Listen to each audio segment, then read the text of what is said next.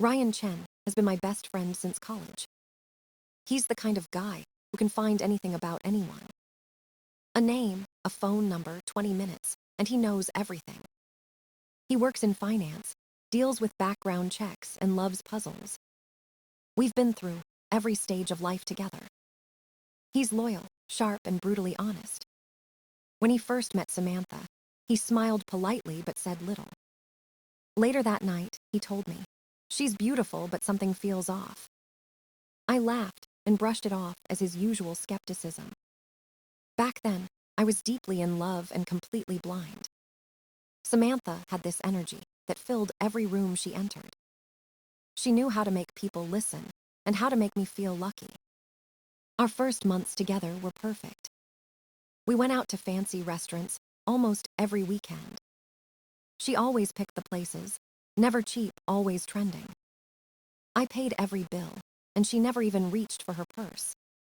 It didn't bother me at first. I had money and thought treating her was natural. But soon, the pattern became clear.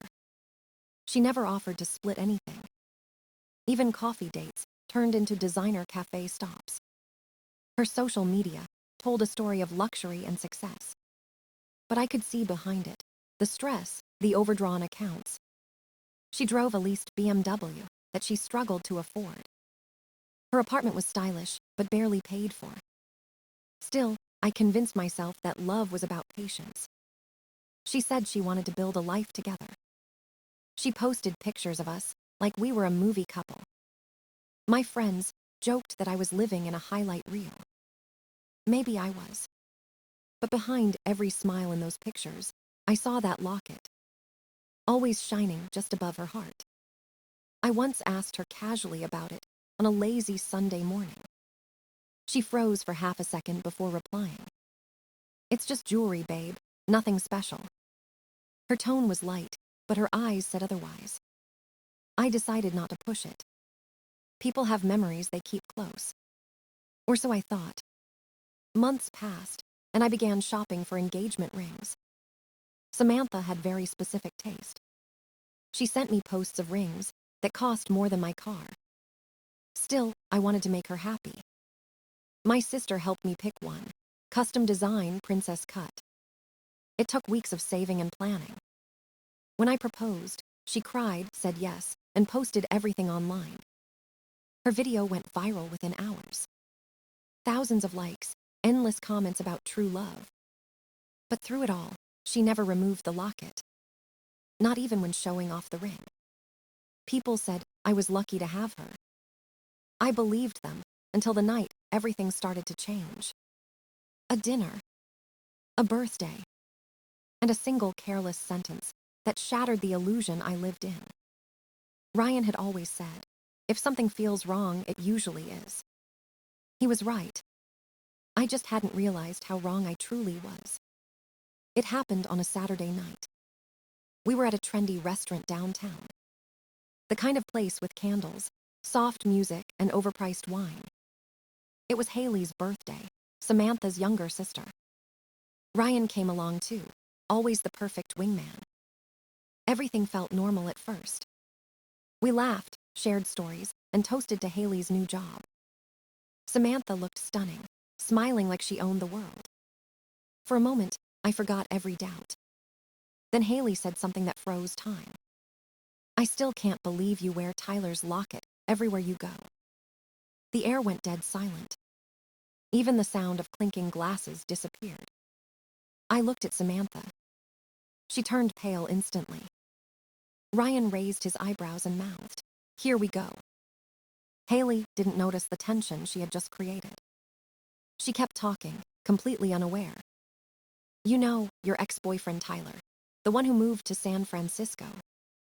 I stared at her, pretending to stay calm. Samantha tried to laugh it off. "Oh my God, Haley, not now." But Haley was already deep into her story. They dated for 4 years. He gave her that necklace for their anniversary. I felt my pulse hammering in my chest.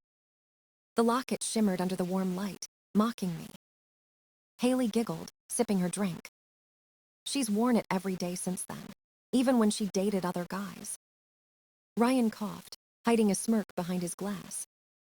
Samantha's face turned red, her eyes flashing with panic. I didn't say anything. I just stared at her until she looked away. The rest of the dinner was unbearable. Every smile was forced, every joke hollow. Haley kept chatting, but no one was really listening anymore. When the check came, I paid without a word. The drive home was painfully silent. Streetlights flickered across the windshield as I tried to breathe. Finally, I said, "So the locket from Tyler." Samantha's tone changed immediately. "Ethan, don't turn this into a big deal. It's just a piece of jewelry." "Just jewelry you never take off?" I asked. She crossed her arms, defensive and cold. "You're being insecure. It doesn't mean anything." I stared at her hands, gripping her purse. "Can you take it off then? Just once, for me?" Her answer came fast. "No, I shouldn't have to erase my past to make you comfortable." I nodded slowly. "So it's not just history, it's still alive." She glared at me. "You don't get it, it's part of who I am." I turned away, feeling something inside me break. The woman I loved was still chained to another man. That night, I couldn't sleep. Ryan texted me just 3 words. "Told you so." He didn't need to say more. The next morning, as sunlight hit the locket on her dresser, I knew this wasn't over. I was done being the fool. If she wanted to live in the past, then I'd show her how history really works. The next morning, I called Ryan. He answered with a yawn and said, "You didn't sleep, did you?" "Not a minute," I replied. "I think it's time I teach Samantha a lesson she'll never forget." Ryan laughed softly. "Oh boy, this is going to be good. What's the plan?" I told him I had an idea, something poetic, something that mirrored her logic. If her past mattered that much, then my family history would matter too. I spent the afternoon visiting my father. We talked over coffee like nothing was wrong. Then I said, "Dad, can I put the engagement ring in Grandma's vault?" He looked surprised. "That's unusual, son. Everything okay?" "Just honoring family tradition," I said. He nodded, trusting me completely. That evening, while Samantha was at yoga class, I opened her jewelry box. The ring sat there, glittering like a promise I no longer believed in. I slipped it into a small velvet pouch and drove to the bank. Ryan met me there, grinning like he was watching a spy movie. We signed the forms, sealed the box, and took photos for proof. When it was done, Ryan said, "This is genius and petty in equal measure." "Exactly what I'm going for," I replied. I went home early and cooked dinner, acting normal. When she came back, she smiled as if nothing had happened. "Smells amazing, babe. What's for dinner?" "Just pasta. Oh, and I did some thinking about what you said." She looked wary. "What did I say?" "About history. About how we should respect it." She raised an eyebrow, sensing something off. "You're right," I continued calmly. "In my family, we have a tradition. Engagement rings are kept in a vault until the wedding day." She laughed nervously. "That's ridiculous. Your sister wore hers the whole time." "Different side of the family," I said without missing a beat. "This comes from my mother's side. Grandma's rule. She believed important things belong in safekeeping." Her smile disappeared. "Ethan, where's my ring?" "In the family vault," I said, stirring the pasta. "Don't worry, you'll get it back on our wedding day." Her voice cracked. "You took it without asking." "I secured it," I said calmly. "Just like you secure your sentimental jewelry. Both are symbols of the past. Both deserve respect." She stared at me, speechless. Then she called my father, hoping to expose my lie. He played along perfectly. "Oh yes, dear, it's a proud family tradition," he said warmly. Her face fell when she hung up. For the first time, she looked unsure of herself. I smiled, poured the wine, and said, "To history, Samantha." She didn't raise her glass. That night, she barely spoke. But I knew the game had just begun. She thought she could hide behind her past. Now she'd see what it felt like when the past fought back. 2 days passed, and the silence between us grew heavy. Samantha avoided eye contact, pretending everything was fine. But I could see the tension behind her forced smiles. Ryan called me on Thursday night. "You ready to dig deeper?" he asked. "I want to know everything," I said. He showed up at my place with his work laptop and a serious face. "This is where it gets real," he said as he plugged in the charger. Ryan's firm had access to tools ordinary people could never touch. He opened a program filled with data trackers and social media analyzers. In less than an hour, Samantha's entire digital life appeared on screen. Every post, every comment, even deleted ones resurfaced. We followed the trail like detectives. And there he was, Tyler Johnson. His name appeared again and again. Old photos, shared songs, matching captions, and private comments. Ryan zoomed in on one recent post. Samantha had commented, "So proud of you, babe," with 3 heart emojis. My stomach turned. She called him babe, in public, I said quietly. Ryan nodded grimly. "It gets worse. Look at his bio." The screen showed, "Still thinking about my Texas girl." That was posted just 2 weeks ago. My heart sank. Ryan wasn't done. He clicked into another database, showing financial patterns. "Samantha's drowning," he said flatly. He pulled up her credit report. 7 credit cards, all maxed out. Late payments, collection notices, and a defaulted loan. She was living off borrowed money and appearances. Her BMW lease was 3 months behind. Her apartment rent overdue. She built her whole life on lies, Ryan said. He switched to another tab showing phone activity. Since I paid for our shared phone plan, the records were accessible.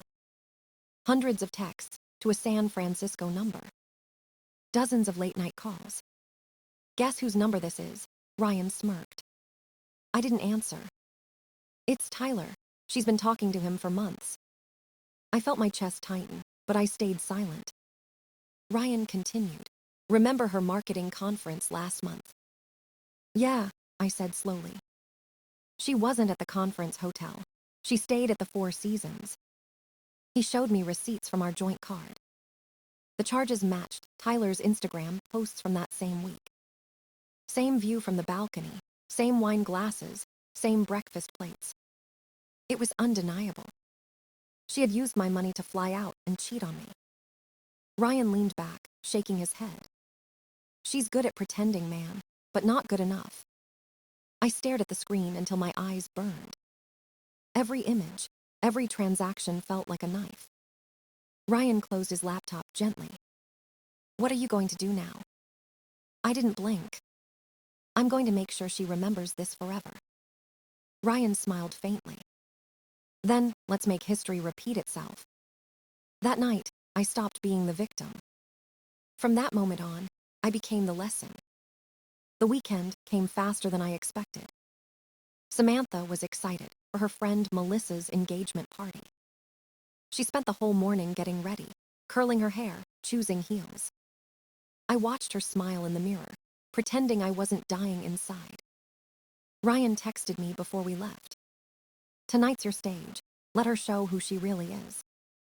At the party, everything was elegant. A country club filled with laughter, champagne, and fake compliments. Samantha greeted everyone like she belonged to royalty. Her friends admired her perfect relationship and asked about our wedding. She smiled and lied easily. "The ring's being cleaned," she said. "Ethan's upgrading it with more diamonds." Each excuse was smoother than the last. She didn't know Ryan was nearby, pretending to take pictures but filming everything. As the night went on, I watched her true nature surface. She flirted with men whose wives were steps away. She bragged about my promotion that didn't exist. She invented a honeymoon to Europe we never planned. Every word was another thread of deceit, woven perfectly. Then came the breaking point. A woman beside her, complimented the gold locket. "It's beautiful," she said. "Is it vintage?" Samantha touched it gently, smiling with pride. "Oh, my ex-boyfriend gave it to me. He's doing great now." She didn't even hesitate. "He works for a big tech company in San Francisco. We still talk all the time." Her voice was warm, almost affectionate. And I was standing 10 feet away. Ryan looked at me, eyes wide with disbelief. "She just admitted it," he whispered. I nodded, my pulse steady. That was all I needed. We left the party early. In the car, she talked nonstop about how everyone adored her. When we got home, I sat her down. "Samantha, we need to talk." She sensed the tone and froze. "What about?" I opened my laptop and clicked the folder labeled Truth. Photos, receipts, messages, and call logs filled the screen. "About Tyler," I said quietly. Her face drained of color. She tried to laugh. "Ethan, you're being paranoid. 60 hours of phone calls, hotel receipts, his posts, your comments." Her mouth opened, but no words came out. "Want to deny it again?" I asked. Tears welled up. She whispered, "It was a mistake, I was confused." "No," I said, "you were calculating." She snapped suddenly, shouting through tears. "Fine, yes, I slept with him, he's better than you. He makes real money." The room went silent. Then I said, "You're a liar, Samantha, and you're done."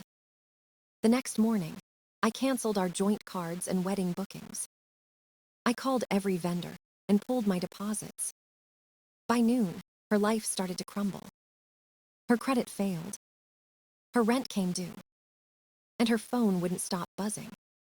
Ryan texted one final message. "Tyler's married. His wife deserves the truth." I sent her everything.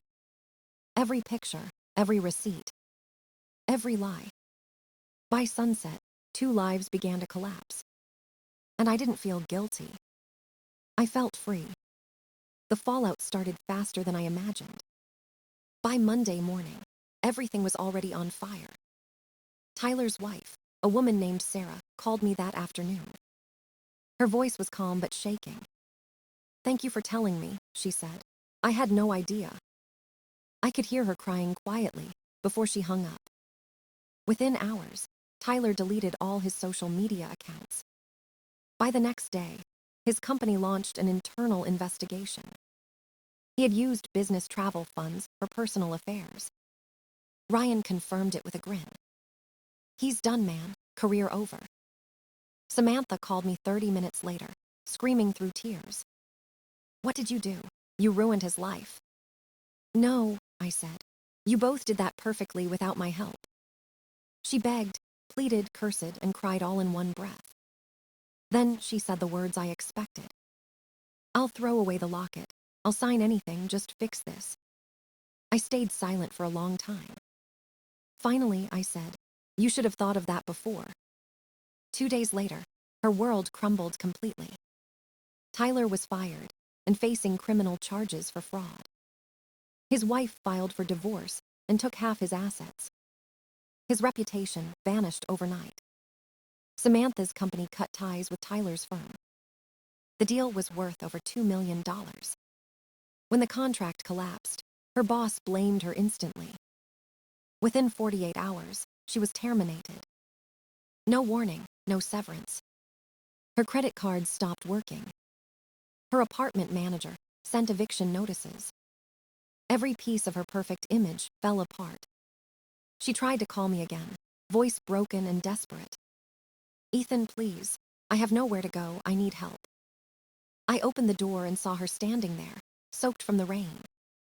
Her makeup streaked, her hair tangled, eyes hollow. And still around her neck, that same golden locket. "Take it off," I said quietly. She blinked. "What?" "The locket. Take it off and maybe I'll listen." Her hands trembled as she reached for the clasp. But she froze halfway. Tears rolled down her face. "I can't. It means too much to me." I nodded slowly. Then there's nothing left to say. I closed the door gently. Through the window, I watched her sit on the porch, crying in the rain. 20 minutes passed before she finally walked away. Ryan came over later with takeout and 2 cold beers. He handed me one and asked, "So, how does it feel?" I stared at the city lights and said, "Peaceful." He smiled, justice with a side of irony. 6 months later, I heard the rest. Samantha moved back to her parents' house. She worked retail at a clothing store for minimum wage. Her BMW was gone, replaced by her mom's old Honda Civic. Her credit ruined, her name forgotten. Tyler lost everything: job, wife, freedom, respect. Sarah sent me a thank you card. She wrote, "You didn't ruin my marriage, you saved my life." I kept that letter. It reminded me that truth always catches up, no matter how long it takes. Months passed, and the chaos finally settled into silence. I moved to a new apartment overlooking the river. No memories, no ghosts, just quiet. Sometimes I thought about Samantha, not with anger but with distance. She had become a lesson, not a wound. Ryan and I still met every Friday for takeout and laughter. He'd joke, "You should write a book about this." Maybe one day I will. The locket, the lies, the revenge, all of it feels like another lifetime. But I still remember her eyes that night in the rain. How she couldn't let go, even when everything was gone. That's when I realized the truth about people like her. They don't lose because they're caught. They lose because they never learn. And me, I walked away clean. No bitterness, no regret. Just the quiet satisfaction of knowing I saw the truth and acted. Sometimes history repeats itself. Sometimes it rewrites you. Either way, I kept my promise. The past stayed locked where it belonged, and I finally moved on.